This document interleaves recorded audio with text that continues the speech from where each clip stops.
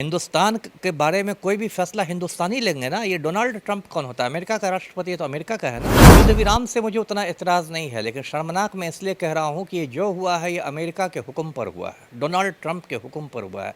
देखिए कितनी लज्जा की बात है कि हिंदुस्तानियों को युद्ध विराम की जानकारी डोनाल्ड ट्रंप के ट्वीट से मिल रही है। मोदी जी को इस्तीफ़ा देके दोबारा चाय बेचनी चाहिए। नरेंद्र मोदी तो सरेंडर मोदी बन गए। आपके 56 इंच का सीना का क्या हुआ? नरेंद्र मोदी ने तो पूरे हिंदुस्तान की नाक कटवा दी है।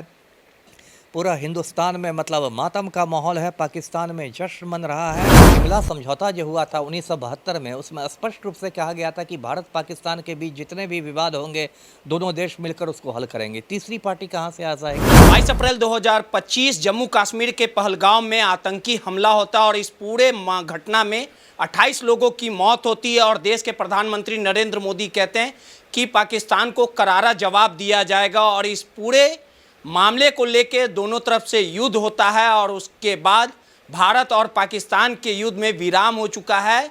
अमेरिका के राष्ट्रपति डोनाल्ड ट्रंप ने इस पूरे मध्यस्थी करवाई, उसके बाद युद्ध पर विराम लगा। हमारे साथ बात करने के लिए पूर्व आईपीएस अमिताभ दास सर हैं। सर, जब देश की जनता साथ खड़ी थी, सेना मजबूती के साथ लड़ रही थी और फैसला एक व्यक्ति को लेना था, पूर्ण बहुमत की सरकार थी, तो आखिर क्या कारण रहा कि अमेरिका अब कहीं ना कहीं बीच में पड़ता है और इस पूरे युद्ध पे विराम लगवाता है? और जो दहाड़ प्रधानमंत्री नरेंद्र मोदी लगा रहे थे, आखिर क्या कारण है कि भारत को कहीं ना कहीं पीछे होना पड़ा और सीज फायर होने के बाद, युद्ध विराम होने के बाद 4 घंटे के बाद ही पाकिस्तान फिर से हमला कर देता है? अब चारों तरफ निंदा हो रही है इस पूरे मामले में। नहीं, बहुत शर्मनाक युद्ध विराम है और कल शाम 5 बजे लागू हुआ। युद्ध विराम से मुझे उतना एतराज़ नहीं है, लेकिन शर्मनाक मैं इसलिए कह रहा हूँ कि ये जो हुआ है ये अमेरिका के हुक्म पर हुआ है, डोनाल्ड ट्रंप के हुक्म पर हुआ है। देखिए कितनी लज्जा की बात है कि हिंदुस्तानियों को युद्ध विराम की जानकारी डोनाल्ड ट्रंप के ट्वीट से मिल रही है। कौन है ये व्यक्ति? होता कौन है भारत को? वही वही मैं कह रहा हूँ, कौन है ये व्यक्ति? मेरे अंगने में तुम्हारा क्या काम है? हाँ? हिंदुस्तान के बारे में कोई भी फैसला हिंदुस्तानी लेंगे ना। ये डोनाल्ड ट्रंप कौन होता है? अमेरिका का राष्ट्रपति है तो अमेरिका का है ना। और देखिए कितने दुख की बात है कि ये जैसा कि आपने कहा 140 करोड़ लोग खड़े थे मोदी के साथ। विपक्ष जो है वो बिल्कुल सत्ता पक्ष के साथ खड़ा था। भारतीय सेना का मनोबल ऊंचा था और अचानक आपने सेना का मनोबल तोड़ दिया। देशवासियों को आपने सदमे में पहुंचा दिया। और ये क्या हुआ? नरेंद्र मोदी तो सरेंडर मोदी बन गए। आपके 56 इंच का सीना का क्या हुआ, है ना।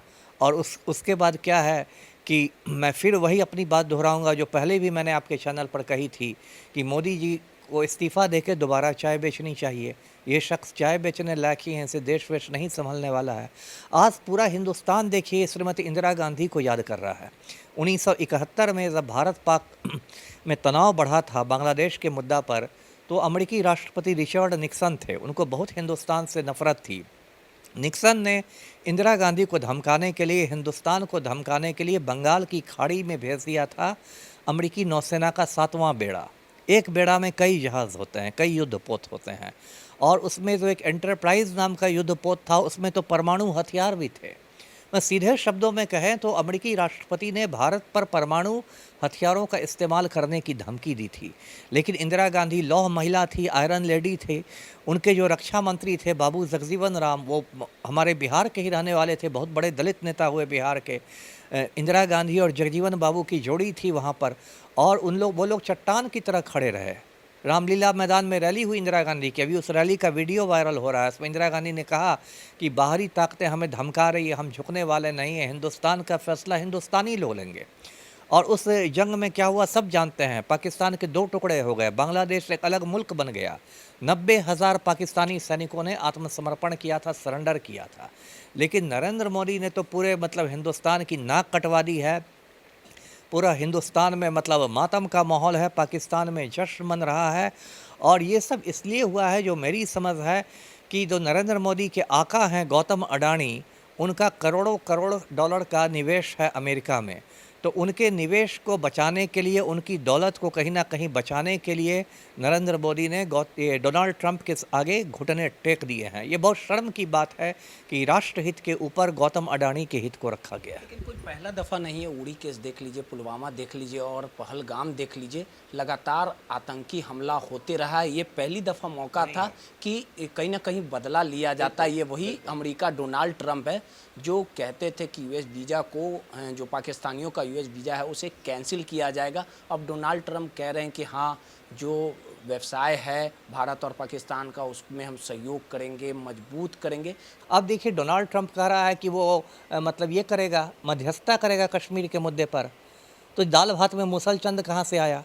शिमला समझौता जो हुआ था 1972 में, उसमें स्पष्ट रूप से कहा गया था कि भारत पाकिस्तान के बीच जितने भी विवाद होंगे दोनों देश मिलकर उसको हल करेंगे। तीसरी पार्टी कहाँ से आ जाएगी? और देखिए, मोदी के लिए तो शर्म की बात है ही, इतने शर्म की बात है कि इसलिए युद्ध विराम की घोषणा किसने की भारत में? विदेश सचिव ने की, क्योंकि प्रधानमंत्री मुंह दिखाने लायक नहीं है, रक्षा मंत्री राजनाथ सिंह भी मुंह दिखाने लायक नहीं है। तो बेचारे विदेश सचिव को, है ना, उसको बलि का बकरा बना दिया गया कि चढ़ जा बेटा सूली पर, और विदेश सचिव आके युद्ध विराम की घोषणा कर रहा है। पूरा देश शर्मसार है। एक आखिरी सवाल जी। पूरा देशवासी चाहते थे कि जिस प्रकार से आतंकी लगातार भारतीयों की हत्या करते हैं, 26 लोगों की, 28 लोगों की मौत हो गई, हमेशा आतंकी हमला होता है, जवान शहीद हो जाते थे, तो लोग चाहते थे कि युद्ध हो और जो समस्या है पाकिस्तान, इसको नक्शे अस्थायी, और लोगों ने उम्मीद और टकटकी भी लगाए थे। इतिहास, अगर नरेंद्र मोदी अगर युद्ध में जाते तो इतिहास के पन्नों में बिल्कुल बिल्कुल, और इतिहास के पन्नों में भी तो अभी भी नाम दर्ज हो गया, लेकिन अभी बुज़दिल के रूप में दर्ज हुआ है। इतिहास में तो सभी नाम दर्ज होते हैं ना, बहादुरों के नाम भी दर्ज होते हैं, बुज़दिलों के नाम भी दर्ज होते हैं, कायरों के नाम भी दर्ज होते हैं। तो 500 बरस बाद भी हिंदुस्तान का इतिहास पढ़ा जाएगा। बात की जाती तो उससे अच्छा तो यूक्रेन 1000 गुना बेटर है। वहाँ का राष्ट्रपति जेलेंस्की है, और उसका यूक्रेन इसके साथ डोनाल्ड ट्रंप के साथ वीडियो वायरल हुआ था। मीडिया के सामने उसको ट्रंप ने धौंस पट्टी दिखाने की कोशिश की और वो ट्रंप से भिड़ गया था, जबकि यूक्रेन भारत से बहुत छोटा देश है, 3 साल से लड़ाई लड़ रहा है। यूक्रेन का बहुत हिस्सा तबाह हो गया है, लेकिन तब भी उसमें इतना अभी है, कलेजा बाकी है कि वो भिड़ गया था। अमेरिका उसके लिए सुपर पावर नहीं है, आपके लिए सुपर पावर हो गया। और देखिए, लगे हाथ में गोदी मीडिया को भी कहता हूँ कि चुल्लू भर पानी में डूब मरिए। ये जो गोदी मीडिया वाले खाली झूठ परोस रहे थे, आज तक चैनल इसने इस्लामाबाद पर कब्जा कर लिया था, जी न्यूज़ ने कराची पर कब्जा कर लिया था, रिपब्लिक टीवी पेशावर में घुस गया था, टाइम्स नाउ ने बलूचिस्तान को आज़ाद कर दिया था। ये लोग जो झूठ की खेती कर रहे हैं, इनको भी चुल्लू भर पानी में डूब मरना चाहिए। चलिए, सीधे तौर पे पूर्व IPS अमिताभ दास थे और नरेंद्र मोदी से पूछता है, भारत की जब देश की जनता मजबूती के साथ खड़ी थी, देश की जो सेना थी वो मजबूती के साथ लड़ रही थी, पूरा विपक्ष एक साथ था, फैसला सिर्फ एक व्यक्ति को लेना था, लेकिन अमेरिका के राष्ट्रपति डोनाल्ड ट्रंप के हस्तक्षेप के बाद ये युद्ध पर विराम लगा और कहीं ना कहीं पूरे देशवासी ये चाहते थे कि युद्ध लड़ा जाए और पाकिस्तान को करारा जवाब दिया जाए। नटराज न्यूज़ के लिए रोहित यादव की रिपोर्ट।